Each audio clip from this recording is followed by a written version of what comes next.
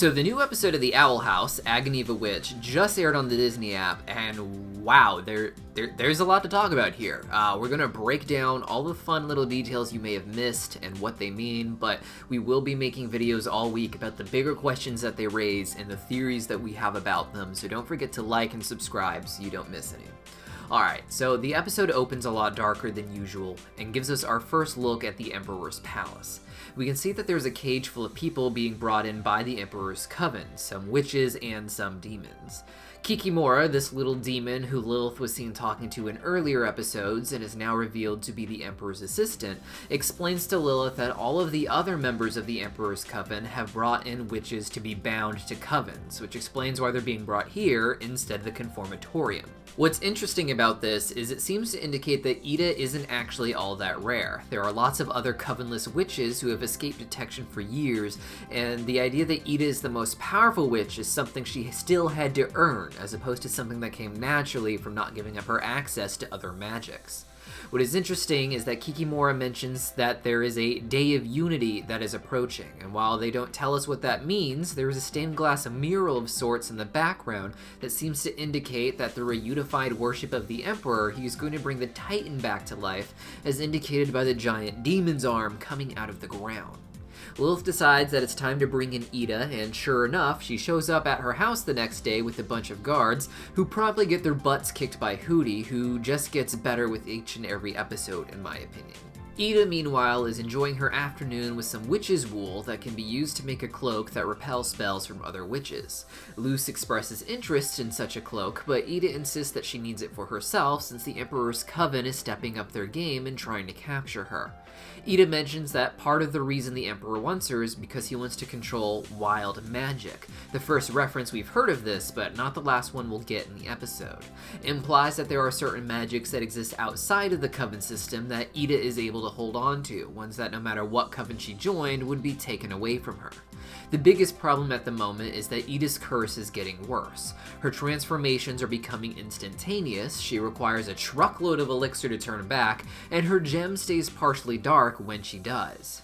Ida reveals that the curse is being held at bay by her own magic, which according to an earlier episode is fueled by the magic bile from the special added portion of a witch's heart, so the more magic she uses, the more at risk of turning into a demon she has. Luz arrives at the school to learn that there is a field trip to the Emperor's castle that day, and that there are magical relics there that give you the most powerful magic in any given coven, including the Healer's Coven having a hat that could heal any curse.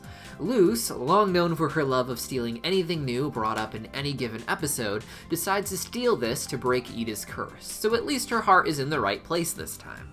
Along the way, Willow explains that before the Emperor, witches were doing magic all wrong, and that in order to respect what the Titan gives them, they need to join covens. Something that sounds a bit brainwashed when listened to by an outsider like Luce or the audience. Willows goes on to explain that Belos is the most skilled witch to ever live, an important distinction from powerful because, as we see later in the episode, the title surely belongs to Ida. He is so skilled that, according to Willow, he is able to talk to the Titan. While there are certain things in the episode that seem to indicate that may be true to some degree, it also sounds like it may be a metaphor for religious figures who claim that they can talk to, and therefore speak for, gods. People who then use the power they get from their claim to assert their will onto the masses. During a tour of the castle, Kikimora continues Willow's exposition dump and shows murals while explaining that witches used to practice wild magic. For some reason, this dishonored the Titan, being considered corrupt knowledge, and the coven system had to be made. This story confirms that when Belos appointed the head of covens 50 years ago, he was creating the coven system at the same time, not that the coven system existed and he was just appointing new leaders.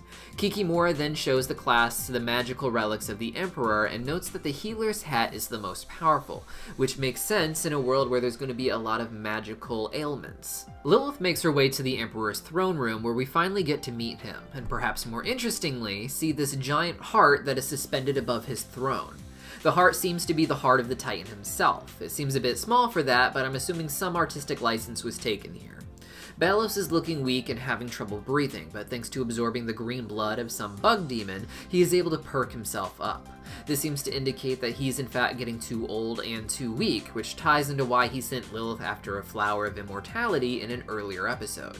Belos says he will give Lilith until twilight to bring Ida to him, but if she fails, he will strip her of power and remove her from the coven, and asks, "Do you know what happens to covenless witches?"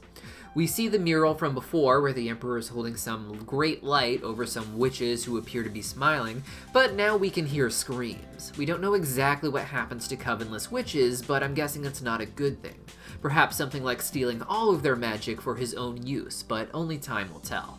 Something really interesting about this is that when the Emperor gets angry and makes his threat, the heart of the Titan begins to beat faster, which implies that he is connected to it in some way.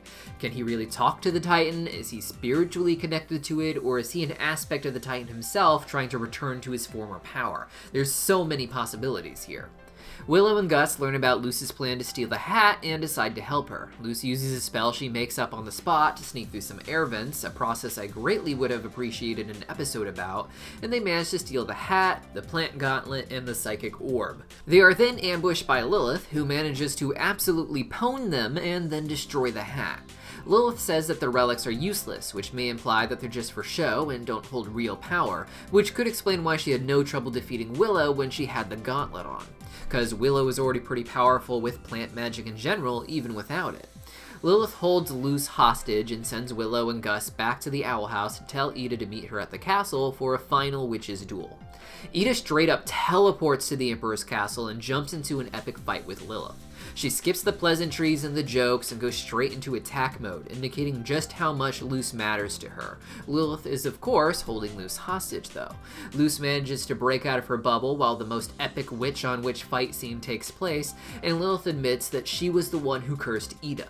In a memory, we see this figure, who looks a lot like Hootie, turn out to actually be Lilith, who I didn't realize also had orange hair growing up. We saw her picture in the Grudgeby episode, but I had not pieced together that it was young Lilith because of how different she looks. Not just with the hair color, but with how big and poofy it is as well, and not to mention the glasses. An interesting thing of note is that Ida's room is decorated with an 80s theme, which could be used to indicate that this is just the past in general, but could also be used to indicate her real age. If she is about 13 or so when this happens, based on her being in school, she would be about 48 years old now, meaning she was born just around the time that the Emperor actually came into power. In her rage, we see Ida is getting closer to becoming the monster, and Lilith tries to use that to her advantage. We see her get pretty villainous by trying to throw Luce into a pit of spikes, and Ida exhausting what remains of her magic trying to save her. While you may think this is a perfectly calculated ploy, Lilith goes pretty hardcore trying to push Luce down further, implying she may really be willing to let Luce die to bring in Ida.